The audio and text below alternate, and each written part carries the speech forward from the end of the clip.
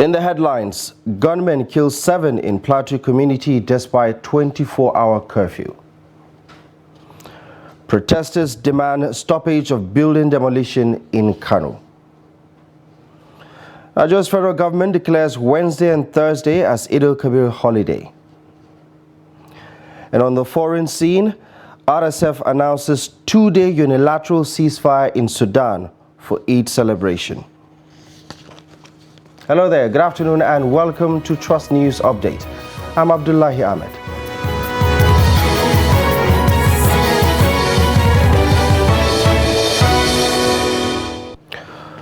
We begin the update in Plateau State, where no fewer than 7 persons were reportedly killed when gunmen attacked Keran community in Mangu local government area of the state. The attack in the community occurred despite a 24-hour curfew imposed by the government, following similar attacks by gunmen that claimed several lives in neighboring communities over the last week. A resident of Keran community, Joseph Kabir, who confirmed the latest attacks in Jos on Tuesday, says among those killed were a man and his wife. He added that the victims were given a mass burial on Tuesday morning. The spokesman of the Plateau State Police Command, Alabo Alfred, was yet to comment on the incident regarding this fatality as at the time of filing this report. Now, the remains of the 3 medical students who died when a boat conveying 14 of them during a cruise capsized on Saturday have been buried at a military cemetery in Calabar. Police, Naval and Nigerian Emergency Agency NEMA authorities confirmed the burial. Director General, National Emergency Management Agency NEMA, represented by a delegation, commended the capacity of the Nigerian Navy in responding to emergencies. The delegation applauded the leadership of the NNS Victory for their swift response, which saved 11 other medical students from drowning. The delegation says the Navy remains a critical stakeholder in search and rescue operations, particularly in the maritime environment as well as other disaster management in the country. Commander of the NNS Victory, Commodore Vincent Barangwi, said the Navy will continue to provide safety and security to lives and properties in the nation's maritime ways, calling for adherence to basic maritime safety requirements to forestall such distress situations. Now, hundreds of protesters on Monday in Kano took to the streets to express their displeasure over the government's continued demolition of structures across the state. The government has pulled down some structures while several others have been marked for demolition. The government premised its action on the grounds that the land upon which the structures were erected were, quote, illegally allocated by the immediate past government. The structures already demolished include the multi-billion naira project at the Old Dola Hotel, shopping plazas at the Polo Ground and at the Eid Ground, while residential and commercial buildings have been earmarked for demolition at Salenta area and BUK Road. While the government has insisted that there is no going back and is resolved to, quote, restore the Kano Urban Development Master Plan, which includes removing structures erected in public spaces, the protesters on Monday demanded that the government rescind its decision. Speaking on behalf of the protesters, Zareddin Baba says if the incumbent governor has anything against his predecessor, he should call on him to answer questions instead of punishing innocent citizens and destroying their investments. It is unfortunate that within 6 days in office, the perceived measure become the source of sorrow to many residents and the indigenous of Kano State, who acquire land from the various administration or previous administration of Abdullahi Umar Ganduje, when the governor ordered demolition of the properties worth over 226 billion naira within 3 weeks in office. Let it be on record that 6 days in office is significant for the people-oriented government to order demolition of the properties because the time allowed by law for such notice was not allowed. It is, I believe that the governor Yusuf is using people's heart and investment to settle political scores with the various administrations, which is a bad development. To Edo State now, where the State Command of the National Drug Law Enforcement Agency, NDLEA, has reiterated its commitment to make sure that drug abuse and trafficking is completely eroded in the state. The assurance was given on Monday at a press briefing in commemoration of the 2023 International Day Against Drug Abuse and Illicit Trafficking. Nafisa Bello has details of the story. Briefing newsmen in his office, the Edo State Commander of the National Drug Law Enforcement Agency, NDLEA, Buba Wakawa, represented by the Deputy State Commander, Emmanuel Ejiko, reeled out the achievements of the command in its efforts at curbing the societal threat between May 2022 and June 2023. The number of suspects arrested for the period June 2022 to May 2023 under review is 463 suspects. Quantity of drugs seized for same period under review is 537,288 kilograms, and that is being quantified as hectares. Take note, hectares. Cannabis farms destroyed in hectares for same period under review is 40 farms which were destroyed with a cumulative measurement of 67.5 hectares. That's approximately 67.5 hectares. While appealing for a change of attitude from public-spirited individuals in the society in the area of adequate information, the Drug War Agency boss also spoke on the various challenges bedeviling the command in tackling the menace of hard drug in the state. Gentlemen of the press, it will be interesting to intimate you with a few challenges the command is facing in the fight against this drug abuse and trafficking. Generally, as you know, we're talking about logistics here, and logistics has to do with vehicles and other aspects. But the vehicle itself we're talking about has a lot of problem with the terrain, which have to do with the rough and marshy terrain of Edo State. It is my informed decision to continue relentlessly to waging this drug war to the further steps of every drug abusers and drug tacklers until we get rid of this menace of the state. The agency, in making sure that every member of the society plays a role in the fight against the plague, have decorated high-profile personalities with the Grand Wada Ambassador honors. They include the Oba of Benin, Obayewaye II, the Esama of Benin, Sir Gabriel Igbenedion, wife of the Edo State Governor, Betsy Obaseki, notable traditional rulers, the Vice-Chancellor of the University of Benin, Lilian Salami, and recently, the pioneer chairman of the agency, Fidelis Oyahilome. Nafisa Bello, Trust TV News, Benin. Now, ahead of the Eid celebration, the federal government has declared Wednesday, June 28th and Thursday, June 29th, 2023 as Eid al-Kabir holidays.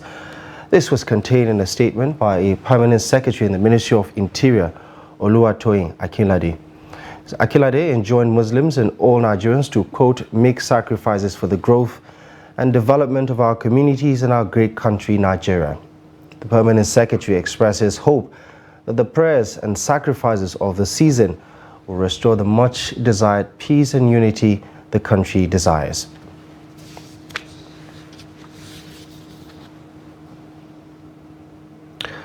Now, the peaceful coexistence among diverse religions and ethnic nationalities has been identified as a harbinger of development that guarantees a secure and prosperous environment. This came to the fore when Christians joined their Muslim neighbors to clear the Eid ground in Kachia local government area of Kaduna State ahead of the Eid al-Kabir celebration. Trust TV's Bello Musa has more on the story. Communal and religious crises have been rocking southern Kaduna for years, a situation that hindered development in the area. Many have over time attributed the violence to differences among Christians and Muslims.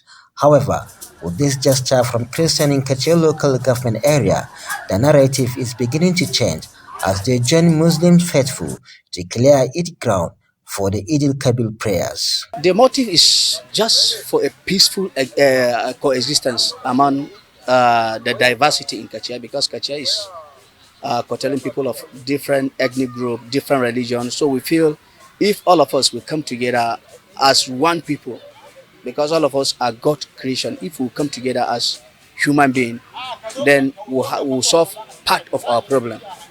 There is progress, because what we did last time, there was more of peace in Kachia, because we did this last year to help them, and after promote peaceful coexistence between the Muslim and Christian in Kachia local government. Muslims faithful who witnessed the coming together of adherents of the two religions under one goal could not hold their joy. We are happy and we are proud of what is happening in Kachia, with issue affecting one religion, and to see that another religion like Muslim and Christians, whenever Muslim has some work to do like this, you find Christians usually come earlier than the Muslims.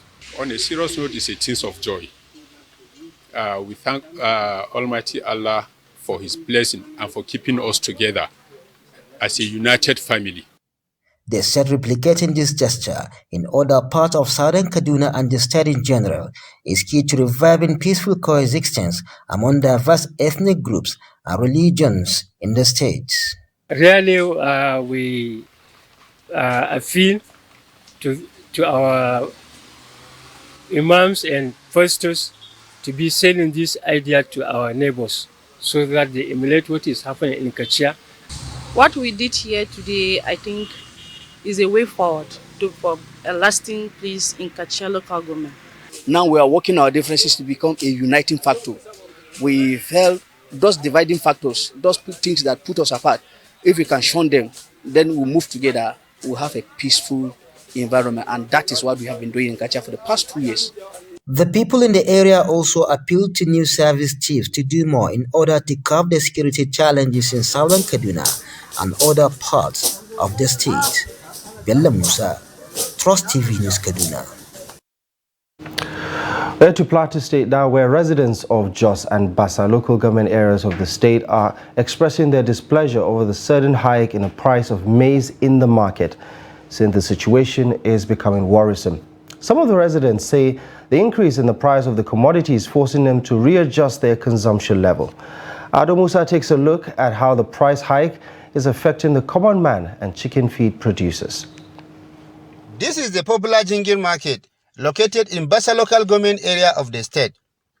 It is one of the great grain market in Nigeria, where buyers and sellers converge on Sundays to transact grain business.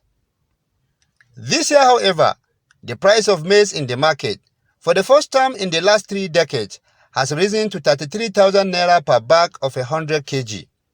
A situation that is seriously affecting the common man on the street.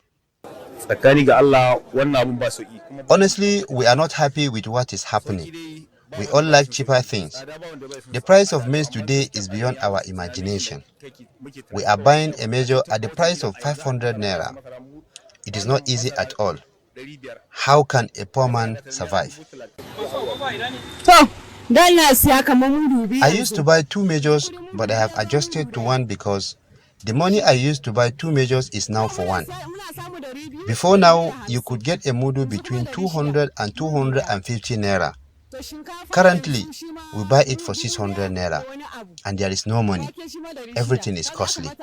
Maize sellers in the Jingir market largely attribute the development to the removal of fuel subsidy and other social factors. Today in the market, we sold a bag of 100 kg at the price of 33,000 naira. The hike could be connected to the increase in fuel price. Those that transport the commodity to the market have doubled their transportation fare. Added to that, there is scarcity of commodity in the market. Maize is very expensive now, depending on the type you want.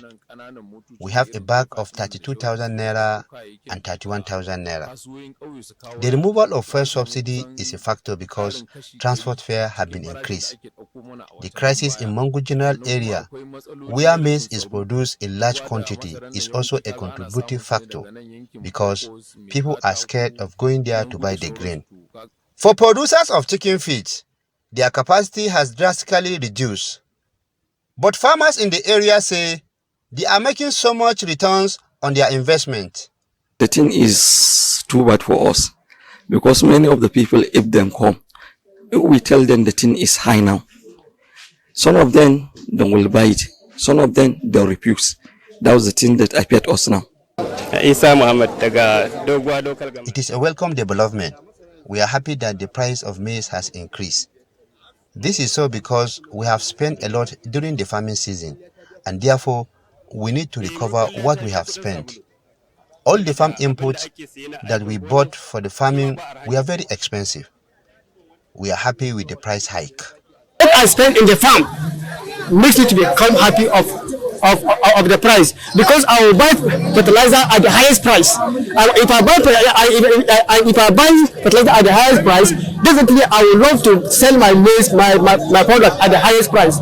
So it is the price of the fertilizer that regulates the price of the market, the price of the farm input in the market.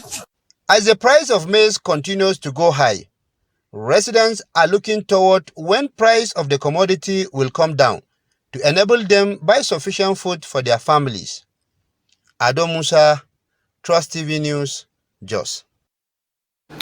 You're watching the news update on Trust TV. Still to come. We take a look at the falling prices of diesel across the country. Details coming up ahead after the break.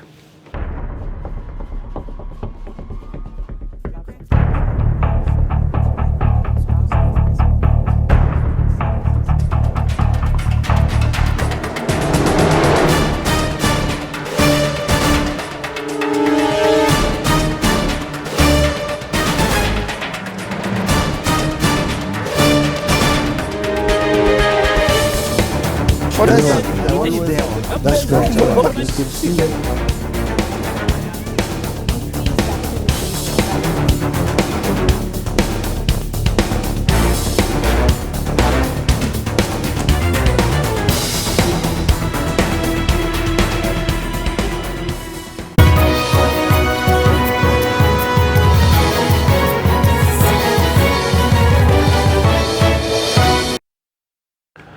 Welcome back to the news update on Trust TV. First, a look at our top stories at this hour. Gunmen kill 7 in Plateau community despite 24-hour curfew. And protesters demand stoppage of building demolitions in Kano State. Moving on, authorities in Saudi Arabia have concluded plans to relocate 10,000 Nigerian pilgrims to another area in Mina, following complaints of inadequate tents to accommodate the pilgrims on Monday. In a statement on Tuesday, the National Hajj Commission of Nigeria, NACON, stated that the new arrangement followed engagement with officials at Mutawif who are responsible for the welfare of African non-Arabs in the kingdom. The statement, signed by NACON's Deputy Director of Information, Musa Ubandawaki, says the decision was sequel to the complaints lodged to the Mutawif, which included inadequate food supply and late food service to the pilgrims. Ubandawaki says the Mutawif, while apologizing for the treatment meted out to the Nigerian pilgrims, promised to make up for the incidents by relocating the pilgrims to the Turkish arena, where many can conveniently accommodate 10,000 pilgrims. The Mutawif expressed appreciation to the chairman of the NACON for showing understanding and the Nigerian pilgrims for their patience and perseverance.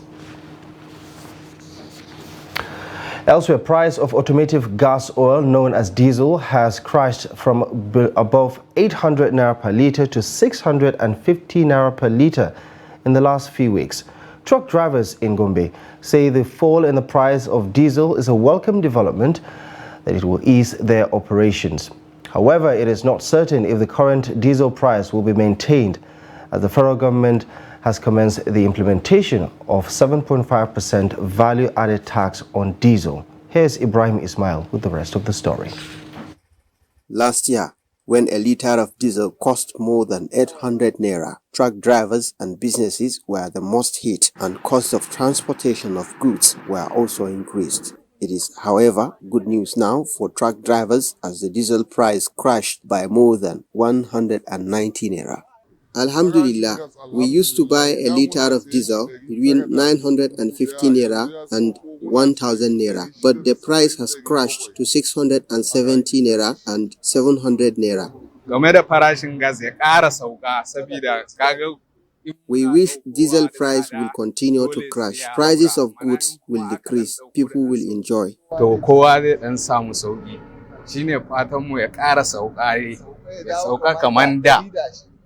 The truck drivers said the drop in price of diesel is now reflective in their operations, making them to cut cost of transporting goods from different parts of the country.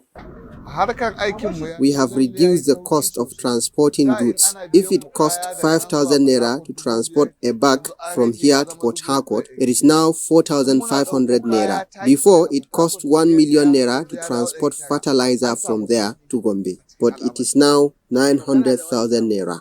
But it is now left to be seen if the diesel price will continue to go down, as the federal government reportedly is set to commence charging a 7.5% value-added tax on diesel. Ibrahim Ismail, Trust TV News, Gombe. The World Bank has thrown its weight in support of the federal government's subsidy removal and the exchange rate unification in the country. This comes weeks after President Bola Tinubu's inaugural speech on subsidy removal and the need to unify Nigeria's exchange rate. Speaking at an event organized by the World Bank to assess the nation's economy in the last 6 months on Tuesday, Country Director Dr. Shubham Chaudhary explained that the policy, though painful, remains key to rebuilding the nation's economy. Chaudhary, however, advocated measures that will reduce the impact on the people going forward. He further stated that the World Bank's concessionary funding to Nigeria currently stands at over $10 billion. Also speaking, a lead economist at the World Bank, Alex Sinat, says the removal of fuel subsidy is projected to achieve estimated fiscal gains of about 3.9 trillion naira in 2023.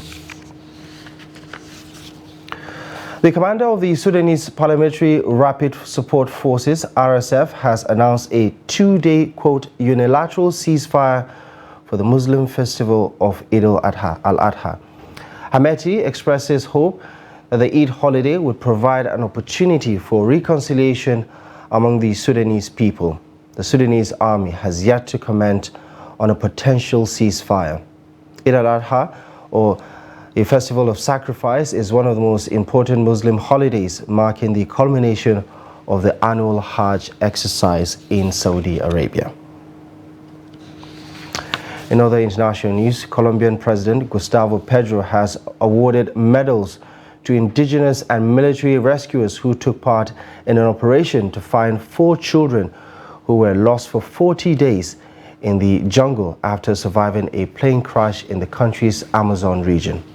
The children, aged 1 through 13, survived the crash that killed their mother, the pilot, and another adult on May 1st.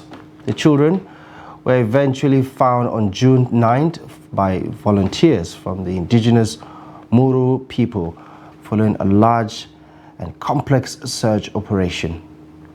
The children were reported to be recovering satisfactorily at a military hospital in Bogota. A military rescue dog, Wilson, who went missing himself during the operation, was also awarded one of the medals. Though efforts to find Wilson continues after the children were found, General Pedro Sanchez, a leader of the rescue operation, said monuments would be built to remember the legacy of the 6-year-old Belgian shepherd. What an inspiring story. Now in sports, treble winners Manchester City have made a formal £90 million bid for West Ham captain Declan Rice. City's offer is believed to involve an £80 million initial payment, but falls short of the £100 million the Hammers are looking for their skipper. Sources believe discussions around Rice are now reaching their final stages and some kind of agreement with either City or Arsenal is likely. Although they have lined up Chelsea's Mateo Kovacic in a £25 million deal, the loss of Ike Gundogan to Barcelona means that City manager Pep Guardiola is keen to bolster his midfield options. Rice, who led West Ham to European success with a victory over Fiorentina in the Europa Conference League final, is viewed as the ideal candidate for Manchester City. Still staying with English football, Manchester City are working to sign RB Leipzig Josko Gvardiol, but the German club want at least €100 million for the Croatia defender. City boss Pep Guardiola is a big admirer of the 21-year-old centre-back who starred at the World Cup last year. Gvardiol has a release clause in excess of €110 million, which can be triggered next summer. It means Leipzig are not willing to let him leave 12 months early for a significant smaller amount. Gvardiol made 41 appearances for Leipzig last season and scored against City in the first leg of their Champions League last 16 tie, which they went on to lose 8-1 on aggregate. He has won 21 caps for Croatia and scored on their third-place playoff victory over Morocco in Qatar. The deal for Gvardiol could see him eclipse Harry Maguire as the world's most expensive defender after Manchester United paid $80 million, or pounds, I beg your pardon, for him in 2019. And that's the update on Trust News at this hour. Many thanks for your time and company. Feel free to follow us across our social media platforms and do join our YouTube live stream. My name is Abdullahi Ahmed. Thank you for your time and company.